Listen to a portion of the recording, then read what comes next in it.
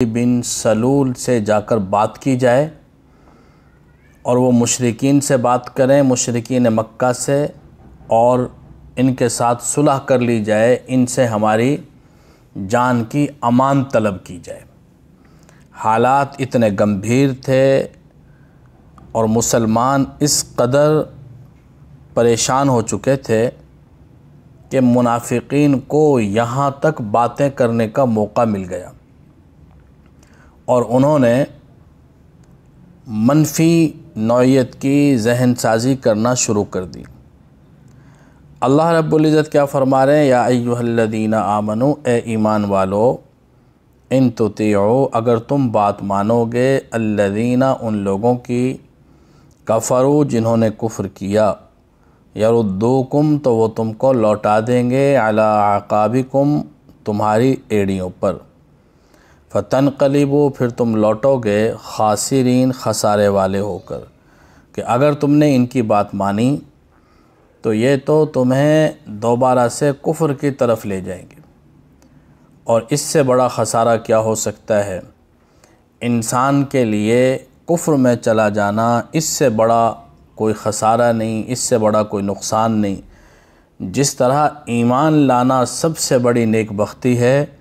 اسی طرح کفر کی طرف چلے جانا سب سے بڑی بدبختی ہے۔ بل اللہ مولاکم، بلکہ اللہ تمہارا مددگار ہے، بلکہ اللہ تمہارا مددگار ہے، وَهُوَ خَيْرُ النَّاصِرِينَ، اور وہ بہترین مدد کرنے والا ہے، وہ بہترین مدد کرنے والا ہے۔ جب مشرکین غزوہ احد میں مسلمانوں کی اس غلطی سے فائدہ اٹھانے میں کامیاب ہوئے اور خالد بن ولید رضی اللہ تعالیٰ عنہ، جو اس وقت تک مسلمان نہیں ہوئے تھے اور ان کے رسالہ کے افسر تھے، کمانڈر تھے، انہوں نے جبل رمات کے پچھلی طرف سے مسلمانوں کے لشکر کے بائیں طرف سے حملہ کیا،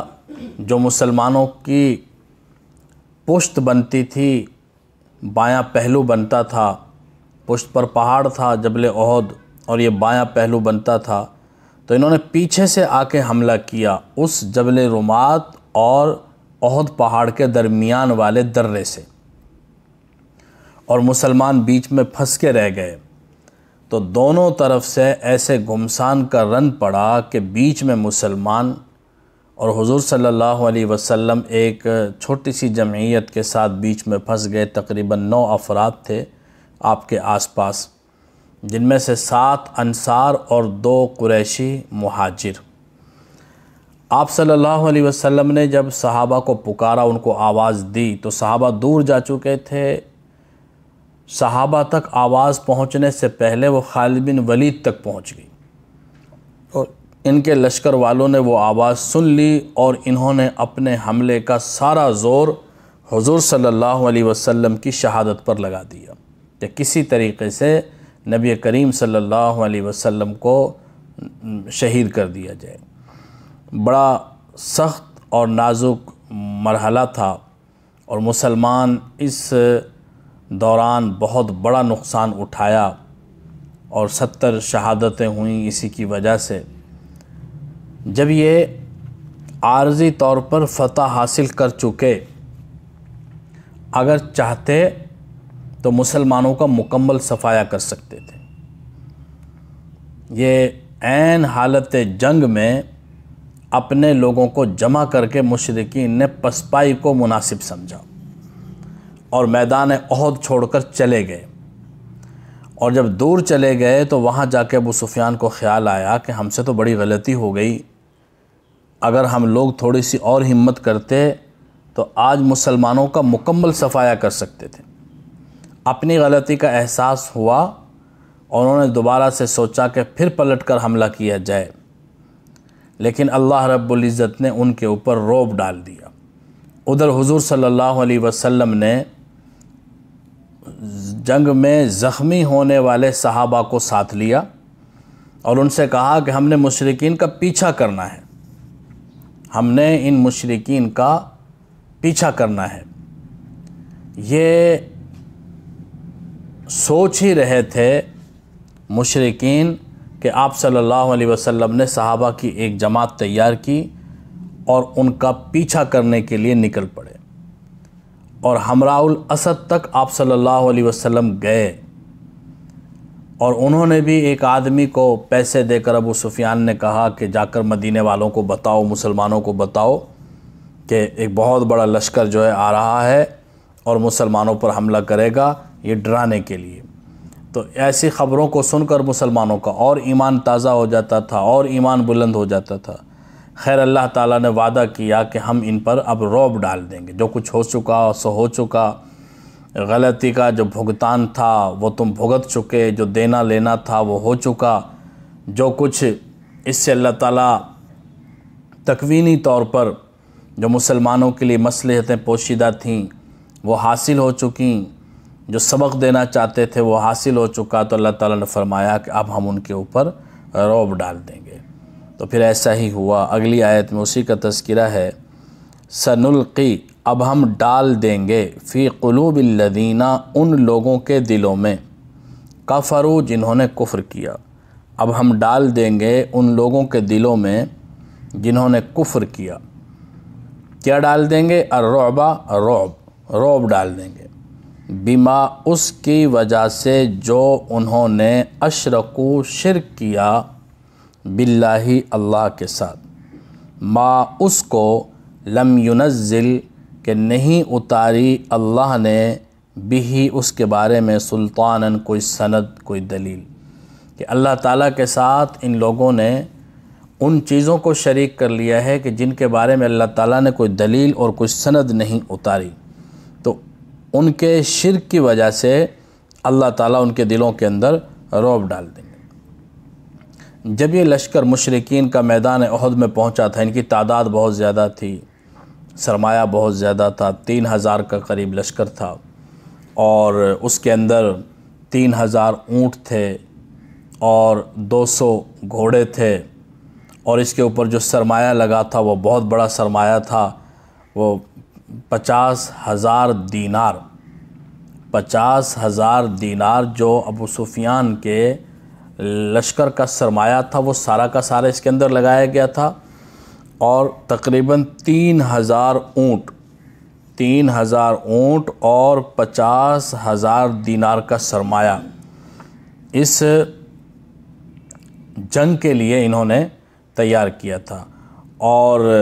مشرکین مکہ اور آس پاس کے جو قبائل تھے ان کو ساتھ ملا کر 3000 کا ایک مضبوط لشکر لے کر ہی نکلے تھے،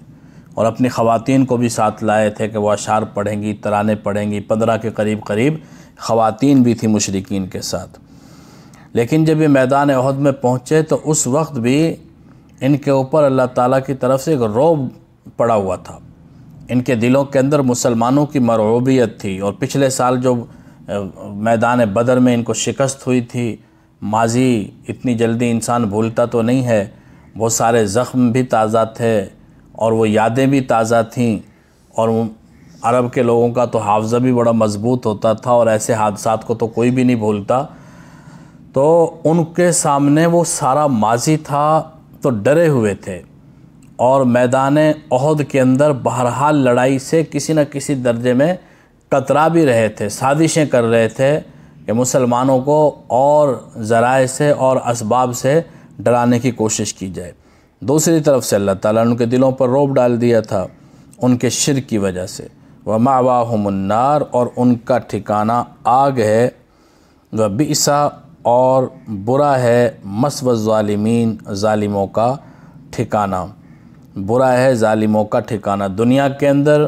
مسلمانوں سے مرعوب رہ کر، ڈر کے، خوف زدہ رہ کے زندگی گزار رہے ہیں، اور مرنے کے بعد ان کا جو ٹھکانہ ہے وہ آگ ہے۔ وَلَقَدْ، اور البتہ تحقیق، صَدَقَكُمْ، سچ کر دکھایا تم سے، اللہ نے، وعدہ، اپنا وعدہ۔ وَلَقَدْ، اور البتہ تحقیق، صَدَقَكُمْ، سچ کر دکھایا تم کو، اللہ نے، وعدہ، اپنا وعدہ۔ اذ، جب، تحسونہم، تم قتل کر رہے تھے ان کو، جب تم قتل کر رہے تھے ان کو، بِإِذْنِهِ، اس کے حکم سے، اس کی اجازت سے، اس کے حکم سے۔ حتیٰ یہاں تک کہ اذا فشلتم جب تم نے نامردی دکھائی، یہاں تک کہ جب تم نے بزدلی دکھائی، وتنازعتم اور تم جھگڑنے لگے، فی الامر معاملے میں۔ نبی کریم صلی اللہ علیہ وسلم نے جو تاکیدی حکم دیا تھا اس کے بارے میں جب تم جھگڑنے لگے، وعصیتم اور تم نے نافرمانی کی، من بعد اس کے، ما اراکم جو اس نے تم کو دکھا دی تھی، ما وہ چیز، تحبون کہ جس کو تم پسند کرتے ہو، جس کو تم پسند کرتے ہو۔ اس کے بعد کہ اللہ تعالیٰ نے تم کو وہ چیز دکھا دی تھی جس کو تم پسند کرتے ہو، یعنی تمہیں فتح مل گئی تھی۔ منکم تم میں سے بعض وہ ہیں، من یرید الدنیا جو دنیا چاہتے ہیں، ومنکم اور تم میں سے بعض وہ ہیں، من یرید الآخرہ جو آخرت چاہتے ہیں۔ تم میں سے بعض وہ تھے جو دنیا چاہتے تھے اور بعض وہ تھے جو آخرت چاہتے تھے۔ دنیا چاہنے والے کون؟ جو مال غنیمت جمع کرنے کے لیے جھپٹ پڑے، اور آخرت والے کون؟ جنہوں نے ان کو روکا اس عمل سے کہ یہ کام کرنا ٹھیک نہیں ہے، جیسے عبداللہ بن جبیر رضی اللہ تعالیٰ عنہ جو سردار تھے اور امیر تھے اس جماعت کے، جو 50 افراد پر مشتمل جمل رومات پر قائم کی گئی تھی۔ ثم صرفکم پھر پھیر دیا اس نے تم کو، عنہم ان سے، پھر پھیر دیا اس نے تم کو، اللہ نے پھیر دیا تم کو، عنہم ان سے، کیوں؟ لیبتلیکم تاکہ تمہاری آزمائش کرے۔ اللہ تعالیٰ نے پھیر دیا تم کو ان سے، لیبتلیکم تاکہ تمہاری آزمائش کرے۔ وَلَقَدْ عَفَا عَنْكُمْ اور تحقیق معاف کر دیا اس نے تم کو۔ وَاللَّهُ ذُو فضل اور اللہ فضل والا ہے، علی المؤمنین ایمان والوں پر۔ اس آیت مبارکہ میں اللہ رب العزت فرما رہے ہیں کہ ہم نے اپنا وعدہ سچ کر دکھایا، فتح کا وعدہ، فتح کا وعدہ سچ کر دکھایا۔ وَلَقَدْ صَدَقَكُمُ اللَّهُ اور تحقیق سچ کر دکھایا تم کو اللہ نے، وعدہ اپنا وعدہ۔ اللہ نے فتح کا وعدہ کیا ایمان والوں سے، اللہ تعالیٰ نے فتح دے دی۔ اذ تحسونہم جب تم ان کو قتل کر رہے تھے، بِإِذْنِهِ اس کے حکم سے۔ ابتدائی طور پر مشرکین کی پے در پہ لاشیں گر رہی تھیں، جو مقابلے میں آتا وہی قتل کر دیا جاتا، جو سامنے آتا وہی قتل کر دیا جاتا۔ بنی عبد الدار جن کے پاس مشرکین کا جھنڈا تھا، اور غزوہ بدر میں ان کو بڑی ذلت اٹھانی پڑی تھی کہ ان کے ہاتھ سے جھنڈا گر گیا تھا۔ اب کی بار ابو سفیان نے ان کو تانا دیا اور ان سے کہا کہ اگر تم میدان بدر کی طرح تم نے کارنامہ انجام دینا ہے تو تم یہ جھنڈا چھوڑ دو، اور اگر اس کا حق ادا کرنا ہے تو پھر اسے تھامو۔ اور یہ ایک لمبے عرصے سے جب عرب میں قبائل جب مکے کے قبائل میں ذمہ داریوں کی تقسیم ہوئی تھی، اسی زمانے سے جو جھنڈا ہے مشرکین مکہ کا وہ اسی خاندان کے پاس چلا آ رہا تھا۔ تو انہوں نے اس بات کو اپنی غیرت کے خلاف سمجھا اور یکے بعد دیگرے اس جھنڈے کی حفاظت میں انہوں نے جان دی۔ کوئی 10-15 افراد تھے اور سارے کے سارے اس جھنڈے کی حفاظت میں مارے گئے، اور جب یہ سب مر گئے جتنے بھی ان کے لوگ شامل تھے تو پھر ان کا ایک غلام تھا، اس نے اس جھنڈے کو اٹھایا، اس کا ایک ہاتھ کٹا، پھر دوسرے سے اٹھایا وہ بھی کٹ گیا، پھر اس نے اس کو تھام لیا بیٹھ، جب تک جسم میں جان تھی تو اس نے اس جھنڈے کو نہیں چھوڑا۔ جب وہ بھی مر گیا تو پھر جھنڈا زمین پہ گرا، پھر کسی کی اٹھانے کی ہمت نہیں ہوئی کہ لڑائی اتنے زوروں پر تھی، پھر کسی کا دھیان ہی اس طرف نہیں گیا۔ تو اللہ رب العزت نے آغاز میں مسلمانوں کو اپنی جو مدد اور نصرت اور فتح کا وعدہ کیا تھا وہ سچ کر دکھایا۔ حتیٰ اذا فشلتم یہاں تک کہ جب تم نے بزدلی دکھائی، بتنازعتم فی الامر اور جھگڑنے لگے معاملے میں۔ حضور صلی اللہ علیہ وسلم نے اتنی سخت تاکید کی تھی کہ ہمیں فتح ہو شکست ہو، جب تک میں نہ کہوں تم نے یہ پہاڑی نہیں چھوڑنی۔ اور ایک روایت میں تو آتا ہے کہ یہاں تک آپ علیہ السلام نے فرمایا کہ اگر تم دیکھو کہ پرندے ہمیں اچک رہے ہیں، ہمیں نوچ رہے ہیں، پھر بھی تم نے ہماری مدد کو نہیں آنا، تم نے اسی جگہ پر جمع رہنا ہے۔ یہ تیر اندازوں کا دستہ تھا اور مقصد یہ تھا کہ اگر خالد بن ولید دوسری طرف سے پلٹ کر وار کرنا چاہیں تو اس لشکر کو یہ روکنے میں کامیاب ہوں۔ اور یہ حکمت عملی نبی کریم صلی اللہ علیہ وسلم کی اتنی مضبوط تھی کہ ماضی قریب میں دنیا بھر کے عسکری ماہرین کا ایک وفد میدان احد کے دورے پر آیا جائزے کے لیے، اور انہوں نے مسلمانوں کے لشکر اور مشرکین کے لشکر کے پڑاؤ کی جگہ اور ان کے ٹھہراؤ کی جگہ کا جائزہ لیا کہ حضور نے لشکر کی صف بندی کیسے کی تھی، مشرکین نے کیسے کی تھی۔ وہ سب جنگی ماہرین تھے، عسکری ماہرین، اور انہوں نے مشترکہ طور پر ایک بات کہی کہ اللہ کی قسم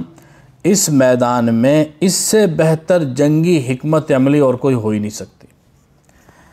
حالانکہ مشرکین مکہ کا لشکر وہاں پہلے پہنچا تھا اور حضور صلی اللہ علیہ وسلم بعد میں پہنچے تھے، تو بعد میں پہنچ کے بھی آپ نے جس جگہ کا انتخاب کیا کہ پہاڑ کو اپنی پشت کی جانب رکھا، دائیں طرف بھی پہاڑ، بائیں طرف یہ ایک چھوٹی سی پہاڑی تھی اور بیچ میں جگہ خالی تھی، اس پہاڑی کے اوپر وہ 50 مسلمانوں کا تیر اندازوں کا دستہ مقرر کیا، اور مشرکین آپ کے سامنے تھے اور مشرکین کے پشت کی جانب مدینہ تھا۔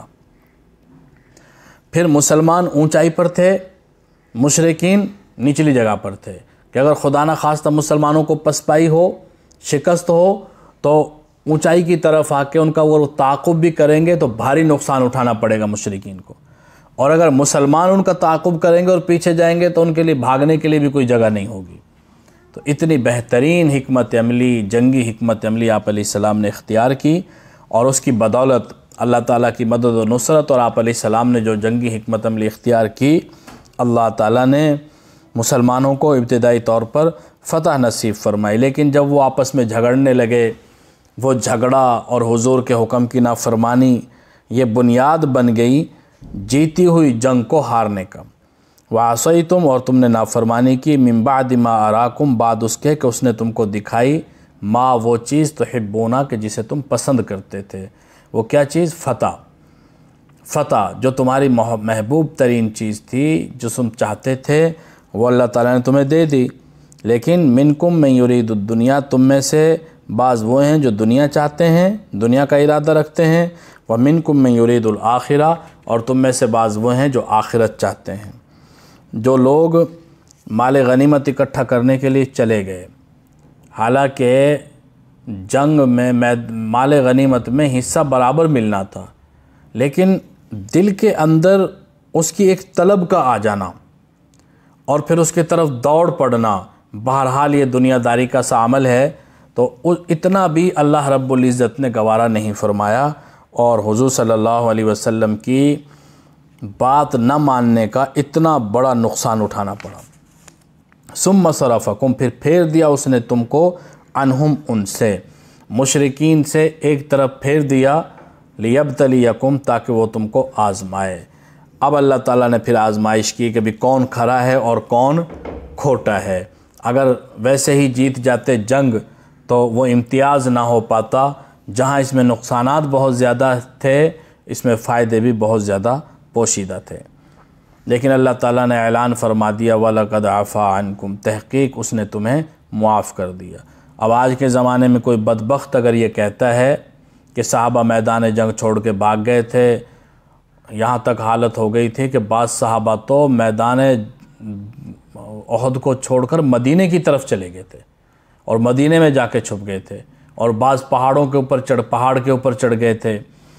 تو حالت بہت بری تھی، بہت نازک حالات تھے، اور حضور علیہ الصلوۃ والسلام کے جب شہادت کی خبر پھیل گئی، پھر تو رہی سہی کمی جو تھی وہ بھی، رہی سہی جو ہمت تھی وہ بھی جواب دے گئی، تو بہت برا حال تھا۔ تو اس حالت میں پھر اللہ تعالیٰ نے دوبارہ سے حضرت ابوبکر صدیق، حضرت عمر فاروق، حضرت علی المرتضیٰ، جو بڑے بڑے صحابہ تھے، جب ان کو پتہ چلا کہ حالات یہ آگے گئے ہوئے تھے لڑنے کے لیے مشرکین کے پیچھے دور تک، جب یہ گھمسان کا رن پڑا تو یہ پیچھے دوڑ کر واپس جلدی سے آئے کہ نبی کریم صلی اللہ علیہ وسلم کی حفاظت کی جائے۔ اسی دوران میں پھر آپ کا دانت مبارک شہید ہوا، اور جو آپ نے زرہ پہنی ہوئی تھی، دوہری زرہ، تو آپ کے کندھے کے اوپر تلوار ماری گئی، اور وہ تلوار جو ہے زرہ تو نہ کاٹ سکی کہ آپ نے دوہری زرہ پہنی ہوئی تھی، لیکن آپ کے کندھے میں 1 مہینے تک تکلیف رہی اس تلوار کے وار سے، اور آپ کے جو چہرے کے مبارک کے اوپر خود کی کڑیاں، خود وہ جنگی ٹوپی ہوتی تھی لوہے کی یا پتھر کی بناتے تھے اس زمانے میں، تو لوہے کی ٹوپی جو پہنی جاتی تھی اور اس کے اندر جو چہرے تک وہ آتی تھی تو خود اس میں کڑیاں ہوتی تھیں، وہ کڑیاں آپ صلی اللہ علیہ وسلم کے رخسار مبارک میں گڑ گئی تھیں، تو اس سے آپ صلی اللہ علیہ وسلم زخمی بھی ہوئے، ہونٹ مبارک بھی زخمی ہوا، اور جب پتھر مارا گیا آپ علیہ السلام کو تو آپ نیچے گر پڑے تھے پہلو کے بل۔ بہت بری حالت تھی اس وقت مسلمانوں کی، لیکن اللہ تعالیٰ نے کیا فرمایا کہ جو کچھ ہوا سو ہوا، وَلَقَدْ عَفَا عَنْكُمْ، تحقیق اس نے تمہیں معاف کر دیا۔ اب اللہ تعالیٰ تو یہ فرمائیں کہ معاف کر دیا، اور آج کے زمانے میں کوئی اس عمل کو لے کے اعتراض کرے تاریخی روایات کی بنیاد پر، پہلی بات تو یہ ہے کہ تاریخی روایات سند کے اصولوں پر پورا نہیں اترتی۔ جو احتیاط احادیث کے بارے میں برتی گئی ہے وہ تاریخ کے راویوں کے بارے میں نہیں برتی گئی، لہٰذا تاریخی روایات کی وہ حیثیت نہیں ہے جو حیثیت احادیث کی ہے، کہ تاریخ میں تو ہر طرح کا رطب و یابس، جھوٹ، سچ، اچھا برا، سب کچھ سمیٹ کر اکٹھا کر دیا گیا ہے، تو تاریخی روایات کو پرکھا جائے گا قرآن و سنت پر، جو چیزیں قرآن و سنت کے مطابق ہوں گی ان کو لے لیا جائے گا تائید کے طور پہ، اور جو چیزیں قرآن و سنت سے ٹکرائیں گی ان کو رد کر دیا جائے گا۔ جب اللہ رب العزت صحابہ کی برات فرما رہے ہیں، ان کی معافی کا اعلان کر رہے ہیں، تو کوئی آدمی تاریخی روایات کی بنیاد پر موجودہ زمانے میں ان کو کٹہرے میں کھڑا کر دے لا کے، یہ بہت بڑی گستاخی ہے اور ایمان سے محرومی کا بہت بڑا سبب ہے۔ واللہ ذو فضل، اللہ فضل والا ہے، علی المؤمنین، ایمان والوں پر۔ مزید فرمایا کہ اذ تسعدون، جب تم چڑھے جا رہے تھے، جب تم چڑھے جا رہے تھے، ولا تلوون، اور مڑ کر نہ دیکھتے تھے، علی احد، کسی کی طرف۔ حالت ایسی ہو گئی تھی کہ بس بھاگنے کی پڑی ہوئی تھی اور دوڑے چلے جا رہے تھے، چڑھے جا رہے تھے۔ حضرت حذیفہ رضی اللہ تعالیٰ عنہ چیختے رہے کہ میرے والد یمان تمہارے بیچ میں ہیں، لیکن ایک نہ سنی کسی نے، پتہ ہی نہیں چل رہا تھا کہ کون اپنا ہے کون غیر ہے، اور ان کو شہید کر دیا۔ بعد میں اللہ کے نبی نے دیت دینا چاہی حضرت حذیفہ رضی اللہ تعالیٰ عنہ کو، کہ ان کے والد مسلمانوں کے ہاتھ سے شہید ہوئے تھے جنگ میں، لیکن انہوں نے اللہ کے لیے دیت لینے سے انکار کر دیا۔ صحابہ کے درمیان اس بات کو بہت قدر کی نگاہ سے دیکھا جاتا تھا کہ ان کا شرعی حق تھا، اگر وہ دیت لینا چاہتے تو لے سکتے تھے، لیکن انہوں نے اللہ کے لیے معاف کر دیا۔ اذ تسعدون، جب تم چڑھے جا رہے تھے، ولا تلوون، اور مڑ کر نہ دیکھتے تھے، علی احد، کسی کی طرف۔ یہ تلوون جو ہے لوایا، لوایا اس کا مادہ ہے، لوایا۔ والرسول، اور رسول، یدعوکم، پکار رہے تھے تم کو، فی اخراکم، تمہارے پیچھے سے، رسول پکار رہے تھے تم کو تمہارے پیچھے سے۔ پتہ ہی نہیں چل رہا تھا، اتنا شور، اتنی آواز، اور پھر خوف، تو میدان جنگ کے اعتبار سے سوچا جائے تو پھر اور طرح انسان سوچتا ہے، اور ویسے سوچا جائے تو پھر اور طرح کی باتیں ذہن کے اندر آتی ہیں۔ اس پورے پس منظر کو سامنے رکھا جائے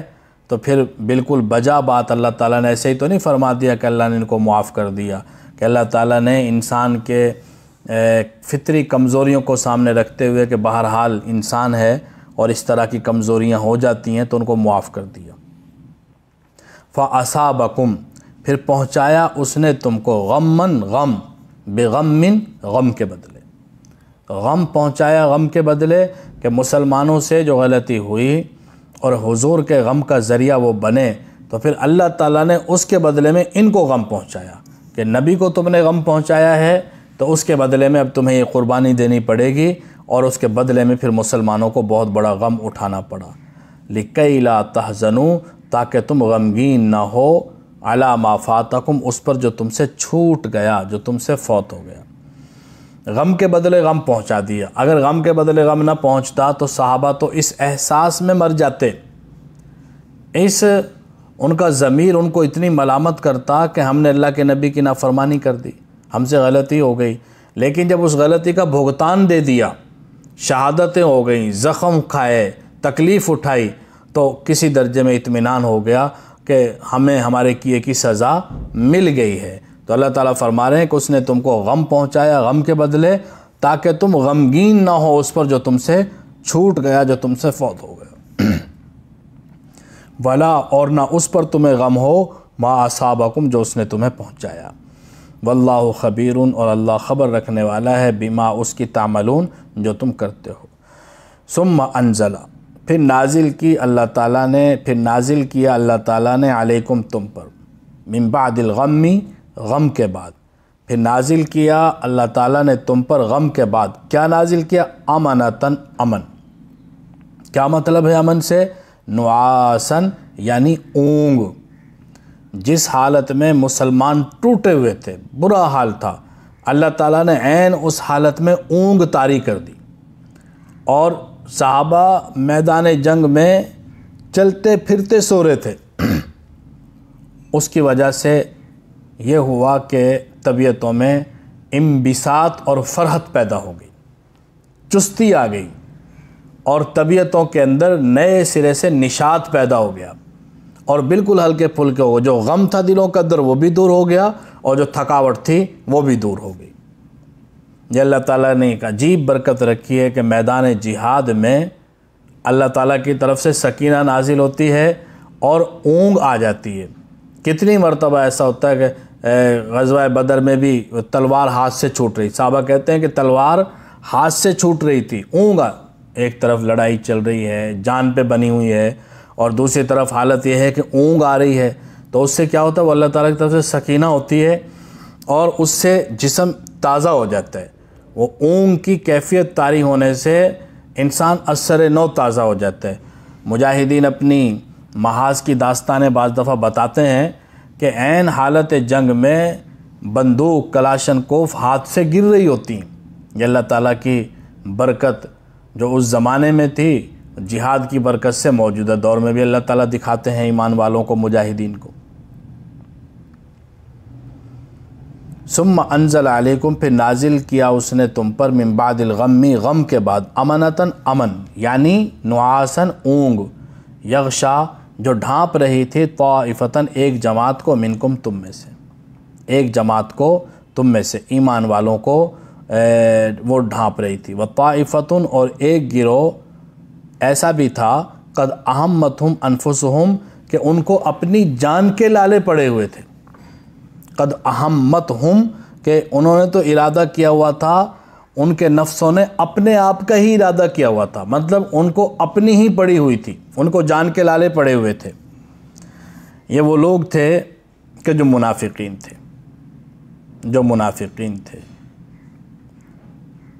منافقین بھی شریک ہوئے تھے لڑائی میں، اپنی منافقت کو چھپانے کے لیے، یا قبائلی عصبیت کی وجہ سے۔ جیسے قزمان ایک منافق تھا، اس نے بہت سارے لوگوں کو مارا اور بڑی بے جگری سے لڑا، اور اس کی تعریف کی صحابہ نے، لیکن حضور نے فرمایا کہ قزمان جہنمی ہے۔ اب یہ بات سمجھ نہیں آتی تھی صحابہ کو کہ ایک طرف تو اس نے میدان جہاد میں جھنڈے گاڑ دیے ہیں، اور جو کافر اس کے سامنے آتا تھا اسی کو وہ کاٹ کے رکھ دیتا تھا، بڑی بے جگری سے لڑا،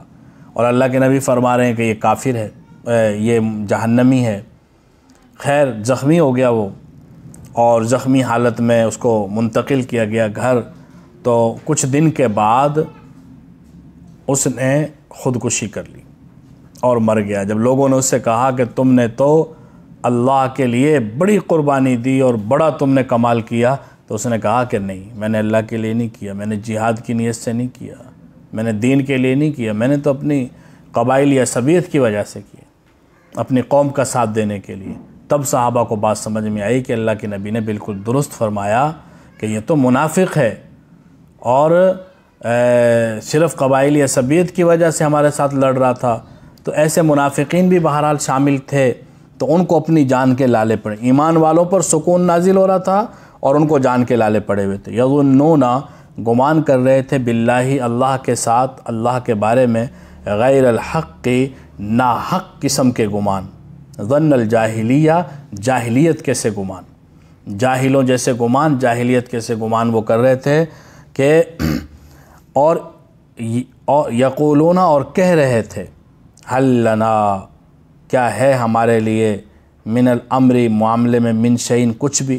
کیا ہمارے لیے کچھ ہے معاملے میں؟ کہ ہماری تو بات ہی نہیں مانی گئی، ہماری تو سنی ہی نہیں گئی، ہماری تو رائے ہی نہیں قبول کی گئی، تو ہمارا کوئی عمل دخل ہے بھلا کسی بات کے اندر؟ تو مطلب شکوے شکایات، جو کمزور لوگ ہوتے ہیں نا، مصائب میں، مشکلات میں، وہ شکوے شکایات پر اتر آتے ہیں، کوسنا شروع کر دیتے ہیں دوسروں کو۔ جو مضبوط قسم کے لوگ ہوتے ہیں وہ حالات میں شکوے شکایت نہیں کرتے، وہ مسائل کا حل ڈھونڈنے کی کوشش کرتے ہیں۔ تو یہ منافقین کمزور دل کے لوگ تھے، اسی لیے تو یہ بظاہر ایمان لے آئے تھے، نہ تو کھلم کھلا مخالفت کے ان کے اندر جرأت تھی اور نہ یہ ایمان لانا چاہتے تھے، تو کمزور دل کے لوگ تھے۔ اب وہ شکوے شکایت، یہ شکوے شکایات کرنا یہ زنانہ پن کہلاتا ہے، کہ جس وقت میں مصیبت اور پریشانی ہے، بجائے اس کے کہ ڈھارس بندھائیں، آگے بڑھیں، آگے کی سوچیں، وہ کوسنا شروع کر دیتے ہیں، جس سے مزید ماحول خراب ہوتا ہے۔ حل لنا من الامر من شیء، کیا ہمارے لیے ہے معاملے میں کچھ بھی؟ کوئی اختیار نہیں، ہماری کون مانتا ہے، ہماری کون سنتا ہے؟ یہ عام طور پہ عورتیں کرتی ہیں اس طرح کا، کوئی مسئلہ ہو گیا تو بس وہیں پر کوسنا شروع کر دیں گے، ہماری تو مانتا ہی کوئی نہیں، ہماری تو سنتا ہی کوئی نہیں، ہم نے تو پہلے ہی کہا تھا ایسا نہیں کرنا چاہیے، اب سارے مصیبت میں پڑ گئے ہیں، سب کے لیے پریشانی ہے۔ یہ اس طرح کی جو باتیں ہیں یہ ماحول کو مزید خراب کر دیتی ہیں، معاملات کو مزید بگاڑ دیتی ہیں۔ قل، آپ کہہ دیجئے، ان الامر، بے شک معاملہ، کلہ، سارا کا سارا، للہ، اللہ کے لیے ہے، سارا اختیار اللہ کے پاس ہے، سارا معاملہ اللہ کے پاس ہے۔ یخفون، وہ چھپاتے ہیں، فی انفسہم،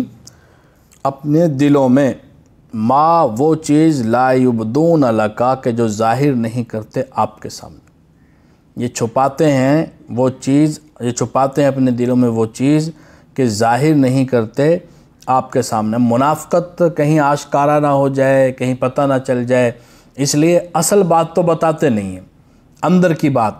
اور اس طرح کی باتیں کرتے ہیں۔ اب انہوں نے جو لفظ استعمال کیے نا کہ ہمیں تو معاملے میں کوئی اختیار ہی نہیں ہے، بظاہر اس سے یہ لگتا ہے کہ ہمارا کوئی اختیار نہیں، مطلب ساری مرضی اللہ کی۔ الفاظ کا کیا چناؤ کیا کہ ہمارا تو کچھ بھی اختیار نہیں ہے، تو اس میں یہ تاثر بھی پڑتا ہے کہ بھی ہمارا تو کوئی اختیار نہیں، سارا کا سارا اختیار اللہ ہی کا ہے۔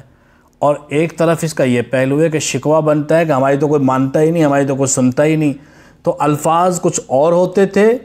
اور مطلب ان کا کچھ اور لیتے تھے، ظاہر کچھ کرتے تھے، دلوں میں کچھ اور چھپایا ہوا ہوتا تھا۔ اس لیے اللہ تعالیٰ فرما رہے ہیں، یخفون فی انفسہم، چھپاتے ہیں اپنے دلوں میں، ما لا یبدون لکا، جو کہ وہ آپ کے سامنے ظاہر نہیں کرتے۔ یقولون، کہتے ہیں، لو کان لنا، اگر ہوتا، لنا، ہمارے لیے، من الامر، معاملے میں، شیء، کچھ بھی اختیار، اگر اس ساری صورتحال میں ہماری ذرا بھی بات مانی جاتی، ما قتلنا، تو ہم قتل نہ کیے جاتے، ہا ہنا، یہاں پر۔ یہ کتنا مشکل مرحلہ تھا کہ ایسے بدبخت قسم کے لوگ مسلمانوں کی صفوں میں تھے، اور اللہ کے نبی کو وہ برداشت کرنے پڑتے تھے کہ اگر ان کو قتل کروا دیا تو سارے لوگ یہ کہیں گے کہ محمد صلی اللہ علیہ وسلم کیسے انسان ہیں کہ اپنے ماننے والوں کو بھی قتل کر دیتے ہیں۔ بعض صحابہ نے جب اجازت چاہی